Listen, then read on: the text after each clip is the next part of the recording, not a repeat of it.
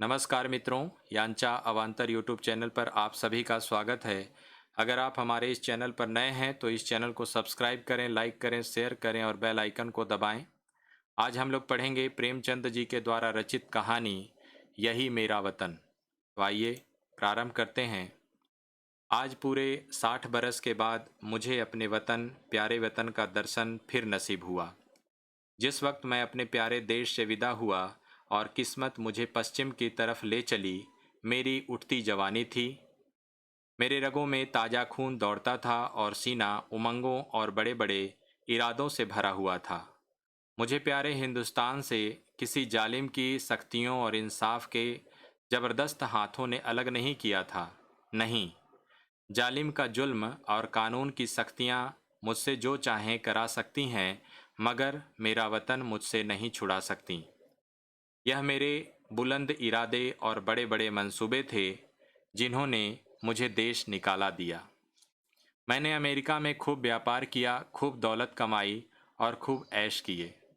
भाग्य से बीबी भी ऐसी पाई जो अपने रूप में बेजोड़ थी, जिसकी खूबसूरती की चर्चा सारे अमेरिका में फैली हुई थी और जिसके दिल में किसी ऐसे ख्याल की गुंजाइश भी न थी जिसका मुझसे संबंध न हो।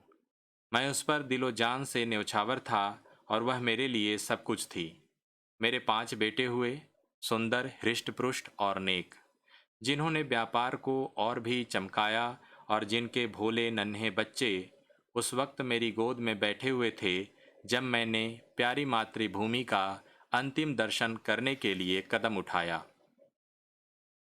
मैंने बेशुमार दौलत, वफादार बीबी, सपूत बेटे और प्यारे प्यारे जिगर के टुकड़े, ऐसी ऐसी अनमोल नेमतें छोड़ दीं, इसलिए कि प्यारी भारत माता का अंतिम दर्शन कर लूं। मैं बहुत बूढ़ा हो गया था। 10 और हों तो पूरे 100 बरस का हो जाऊं। और अब अगर मेरे दिल में कोई आरजू बाकी है तो यही कि अपने देश की खाक में मिल जाऊं।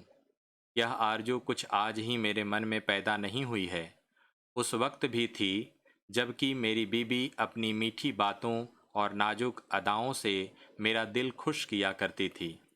जबकि मेरे नौजवान बेटे सवेरे आकर अपने बूढ़े बाप को अदब से सलाम करते थे, उस वक्त भी मेरे जिगर में एक कांटा सा खटकता था और वह कांटा यह था कि मैं यहाँ अपने देश से निर्वासित हूँ। यह देश मेरा नहीं है, मैं इस देश का नहीं हूँ। धन मेरा था, बीबी मेरी थी, लड़के मेरे थे और जायदादें मेरी थीं, मगर जाने क्यों मुझे रह रह कर अपनी मातृभूमि के टूटे फूटे झोपड़े, 4-6 बीघा मौरूसी जमीन और बचपन के लंगोटिया यारों की याद सताया करती थी। और अक्सर खुशियों की धूमधाम में भी यह ख्याल चुटकी लिया करती कि काश अपने देश में होता। मगर जिस वक्त बम्बई में जहाज से उतरा और काले कोट पतलून पहने टूटी फूटी अंग्रेजी बोलते मल्लाह देखे, फिर अंग्रेजी दुकानें, ट्रामवे और मोटर गाड़ियां नजर आईं, फिर रबड़ वाले पहियों और मुंह में चुरुट दाबे आदमियों से मुठभेड़ हुई, फिर रेल का स्टेशन और रेल पर सवार होकर अपने गांव को चला, प्यारे गांव को जो हरी भरी पहाड़ियों के बीच में आबाद था, तो मेरी आंखों में आंसू भर आए। मैं खूब रोया, क्योंकि यह मेरा प्यारा देश न था। यह वह देश न था जिसके दर्शन की लालसा हमेशा मेरे दिल में लहरें लिया करती थी। यह कोई और देश था। यह अमेरिका था, इंग्लिस्तान था, मगर प्यारा भारत नहीं। रेलगाड़ी जंगलों, पहाड़ों, नदियों और मैदानों को पार करके मेरे प्यारे गांव के पास पहुंची, जो किसी जमाने में फूल पत्तों की बहुतायत और नदी नालों की प्रचुरता में स्वर्ग से होड़ करता था। मैं गाड़ी से उतरा तो मेरा दिल बांसों उछल रहा था। अब अपना प्यारा घर देखूंगा, अपने बचपन के प्यारे साथियों से मिलूंगा। मुझे उस वक्त यह बिल्कुल याद न रहा कि मैं 90 बरस का बूढ़ा आदमी हूँ। ज्यों-ज्यों मैं गांव के पास पहुंचता था, मेरे कदम जल्द-जल्द उठते थे और दिल में एक ऐसी खुशी लहरें मार रही थीं, जिसे बयान नहीं किया जा सकता। हर चीज पर आंखें फाड़-फाड़ कर निगाह डालता, आहा! यह वो नाला है जिसमें हम रोज घोड़े नहलाते और खुद गोते लगाते थे। मगर अब इसके दोनों तरफ कांटेदार तारों की चारदीवारी खींची हुई थी और सामने एक बंगला था जिसमें दो तीन अंग्रेज बंदूकें लिए इधर उधर ताक रहे थे। नाले में नहाने या नहलाने की सख्त मनाही थी। गांव में गया और आंखें बचपन के साथियों को ढूंढने लगी, मगर अफसोस वह सब के सब मौत का निवाला बन चुके थे और मेरा टूटा फूटा झोंपड़ा, जिसकी गोद में बरसों तक खेला था, जहां बचपन और बेफिक्रियों के मजे लूटे थे, जिसका नक्शा अभी तक आंखों में फिर रहा है, वह अब एक मिट्टी का ढेर बन गया था। जगह गैर आबाद न थी। सैकड़ों आदमी चलते फिरते नजर आए, जो अदालत और कलेक्टरी और थाने पुलिस की बातें कर रहे थे। उनके चेहरे बेजान और फिक्र में डूबे हुए थे और वह सब दुनिया की परेशानियों से टूटे हुए मालूम होते थे। मेरे साथियों के से हृष्ट पुष्ट सुंदर गोरे चिट्ठे नौजवान कहीं न दिखाई दिए। वह अखाड़ा जिसकी मेरे हाथों ने बुनियाद डाली थी, वहाँ अब एक टूटा फूटा स्कूल था और उसमें गिनती के बीमार शक्ल सूरत के बच्चे, जिनके चेहरों पर भूख लिखी थी, चिथड़े लगाए बैठे ऊँघ रहे थे। नहीं, यह मेरा देश नहीं है। यह देश देखने के लिए मैं इतनी दूर नहीं आया। यह कोई और देश है, मेरा प्यारा देश नहीं है। उस बरगद के पेड़ की तरफ दौड़ा जिसकी सुहानी छाया में हमने बचपन के मजे लूटे थे, जो हमारे बचपन का हिंडोला और जवानी की आराम गाह था। इस प्यारे बरगद को देखते ही रोना सा आने लगा और ऐसी हसरत भरी, तड़पाने वाली और दर्दनाक यादें ताजी हो गईं कि घंटों जमीन पर बैठकर रोता रहा। यही प्यारा बरगद है जिसकी फुनगियों पर हम चढ़ जाते थे, जिसकी जटाएं हमारा झूला थीं और जिसके फल हमें सारी दुनिया की मिठाइयों से ज़्यादा मज़ेदार और मीठे मालूम होते थे। वह मेरे गले में बाहें डालकर खेलने वाले हमजोली, जो कभी रूठते थे कभी मनाते थे, वह कहाँ गए? आह, मैं बेघर-बार मुसाफिर क्या अब अकेला हूँ? क्या मेरा कोई साथी नहीं? इस बरगद के पास अब थाना और पेड़ के नीचे एक कुर्सी पर कोई लाल पगड़ी बांधे बैठा हुआ था। उसके आसपास 10-20 और लाल पगड़ी वाले हाथ बांधे खड़े थे और एक अधनंगा अकाल का मारा आदमी, जिस पर अभी अभी चाबुकों की बौछार हुई थी, पड़ा सिसक रहा था। मुझे ख्याल आया, यह मेरा प्यारा देश नहीं है, यह कोई और देश है। यह यूरोप है, अमेरिका है, मगर मेरा प्यारा देश नहीं है, हरगिज नहीं। इधर से निराश होकर मैं उस चौपाल की ओर चला जहाँ शाम को पिताजी गांव के और बड़े बूढ़ों के साथ हुक्का पीते और हंसी दिल्लगी करते थे। हम भी उस टाट पर कलाबाजियाँ खाया करते। कभी कभी वहाँ पंचायत भी बैठती थी, जिसके सरपंच हमेशा पिताजी ही होते थे। इसी चौपाल से लगी हुई एक गौशाला थी जहाँ गांव भर की गायें रखी जाती थीं और हम यहीं बछड़ों के साथ कुलेलें किया करते थे। अफसोस, अब इस चौपाल का पता न था। वहाँ अब गांव के टीका लगाने का स्टेशन और एक डाक खाना था। उन दिनों इसी चौपाल से लगा हुआ एक कोल्हाड़ा था जहाँ जाड़े के दिनों में ऊख पेरी जाती थी और गुड़ की महक से दिमाग तर हो जाता था। हम और हमारे हमजोली घंटों गंडेरियों के इंतजार में बैठे रहते थे और गंडेरियां काटने वाले मजदूरों के हाथों की तेजी पर अचरज करते थे। जहाँ सैकड़ों बार मैंने कच्चा रस और पक्का दूध मिलाकर पिया था, यहाँ आसपास के घरों से औरतें और बच्चे अपने अपने घड़े लेकर आते और उन्हें रस से भरवा कर ले जाते। अफसोस, वह कोल्हू अभी ज्यों के त्यों गड़े हुए हैं, मगर देखो, कुल्हाड़े की जगह अब एक सन लपेटने वाली मशीन है और उसके सामने एक तंबोली और सिगरेट की दुकान है। दिल को छलनी करने वाले दृश्यों से दुखी होकर मैंने एक आदमी से, जो सूरत से शरीफ नजर आता था, कहा, साहब, मैं परदेशी मुसाफिर हूँ, रात भर पड़े रहने के लिए मुझे जगह दे दो। इस आदमी ने मुझे सर से पैर तक घुर कर देखा और बोला, आगे जाओ, यहाँ जगह नहीं है। मैं आगे गया और यहाँ से फिर हुक्म मिला, आगे जाओ। पांचवी बार सवाल करने पर एक साहब ने मुट्ठी भर चने मेरे हाथ पर रख दिए। चने मेरे हाथ से छुटकर गिर पड़े और आंखों से आंसू बहने लगे। हाय, यह मेरा प्यारा देश नहीं है, यह कोई और देश है। यह हमारा मेहमान और मुसाफिर की आवभगत करने वाला प्यारा देश नहीं, हरगिज नहीं।